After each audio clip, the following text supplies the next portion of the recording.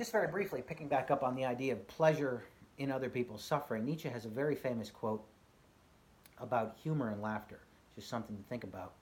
He says, "What is laughter?" or something like, "What laughter is nothing more than Schadenfreude or Schadenfreude with a good conscience. Laughter is nothing but Schadenfreude with a good conscience." Now, Schadenfreude means it's a German word that we've appropriated in English. It means something like taking pleasure in other people's misfortune.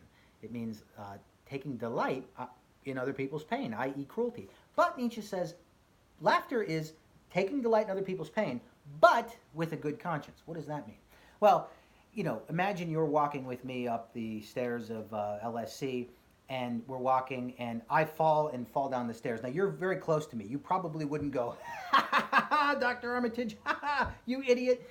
You probably would feel very embarrassed for me, although you might do that, but you'd probably feel very embarrassed. However, if you didn't know me and you were watching a video of just a random professor and students walk up St. Thomas and I had a fall down there, you'd probably laugh. You'd probably laugh at that because you have a good conscience. You don't know me. You're not taking pleasure in my suffering. You have a kind of objective distance. And I always, when I teach this in regular classroom setting, I always ask and challenge students to come up with an example of laughter that doesn't fall into this paradigm of pleasure and cruelty with a good conscience. Remember, all kinds of humor, if you start thinking about it, they all sort of map onto this.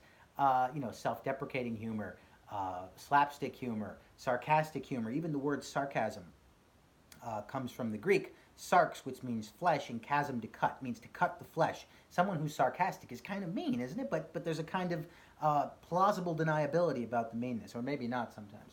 So Nietzsche wants us to even reconsider our own uh, uh, humor as being somehow inextricably bound with this pleasure we get in cruelty.